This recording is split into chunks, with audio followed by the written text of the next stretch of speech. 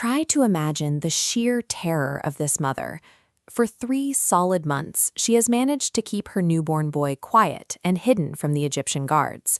But babies grow, they cry louder, and she simply cannot hide him anymore. Surrendering him to the pharaoh's executioners isn't an option. Instead, she attempts a highly calculated, desperate plan. She takes a small woven papyrus basket and carefully coats it in black tar and pitch, ensuring it is completely watertight. She takes her son down to the banks of the Nile and tucks the makeshift boat deep into the thick river reeds where it won't be easily seen. As she walks away, the baby's older sister stays behind, standing at a distance to keep watch. By placing her son in the Nile, this mother chooses a dangerous gamble over a certain death sentence. She is trusting the chaotic currents of the river to do what the laws of the empire won't: give the boy a chance to live. Shortly after, the perspective shifts completely. Pharaoh's own daughter comes down to that exact part of the river to bathe, surrounded by her attendants. She notices the basket sitting in the reeds and has her slave retrieve it. When she opens the lid, she finds the baby crying. She instantly recognizes that this is a Hebrew child, one of the very infants her father commanded to be thrown in the river. But instead of calling the guards, she feels pity for him. Seeing the princess hesitate, the baby's sister makes a bold move. She steps out from her hiding spot and asks if she should find a Hebrew woman to nurse the child for her. The princess agrees. Incredibly, the sister runs and gets their own mother, who is now officially paid by the royal family to safely care for her own child. The mother nurses him until he is older, and then brings him back to Pharaoh's daughter. He is formally adopted into the royal household, and the princess names him Moses. She chooses that name because she drew him out of the water. The very empire that mandated the drowning of Hebrew children is now using its own wealth to protect, feed, and educate the child who will eventually dismantle their power. Many years pass, and Moses grows up as a prince of Egypt. But one day, he leaves the comfort of the palace to visit the labor camps. Walking under the punishing sun, he watches his own people struggling under the crushing weight of their forced labor. As he watches his people work, Moses sees an Egyptian overseer viciously beating a Hebrew slave. Witnessing this abuse triggers a fierce, protective rage in him that he cannot suppress. He doesn't call for guards or use his royal authority. Instead, he looks this way and that. Seeing no one around, he violently attacks and strikes the Egyptian dead.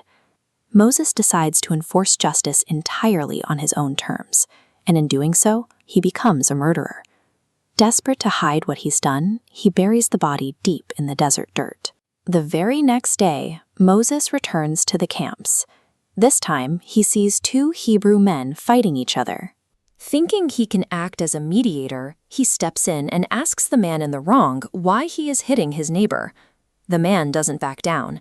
Instead, he mocks Moses, saying, "Who made you ruler and judge over us? Are you thinking of killing me as you killed the Egyptian?" Moses is struck with immediate panic. The secret is out in the open air. Burying the body didn't work, and he suddenly realizes his royal status is not going to protect him from this crime. Word reaches the palace almost instantly.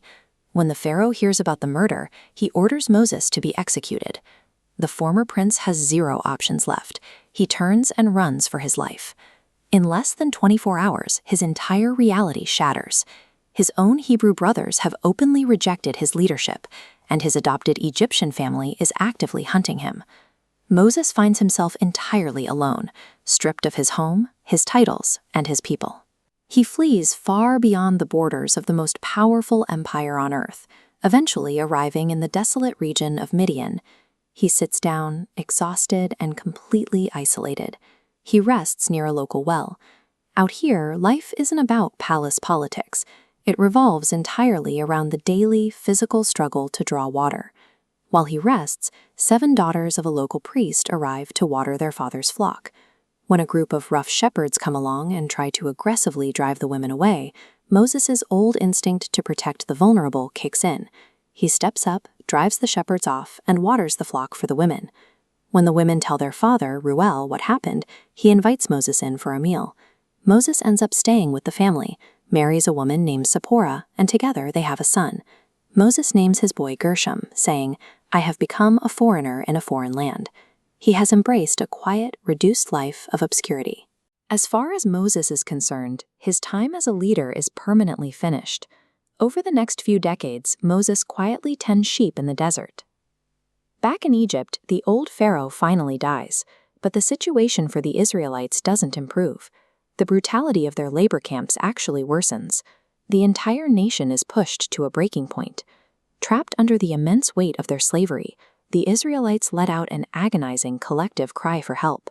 And that cry actually reaches heaven. God hears their groaning, and the entire momentum of the story shifts from human failure to direct divine intervention. The text notes that God remembers his ancient covenant. He remembers the specific binding promises he made to Abraham, Isaac, and Jacob centuries earlier, proving that his word holds up long after human empires rise and fall. God looks down on the Israelites with deep concern, knowing their exact condition and the reality of their suffering. Moses may believe his life is over, that his mistakes have permanently buried him in the desert dirt. But while he has been living in obscurity, he was being positioned to return to Egypt and lead his people towards a new home.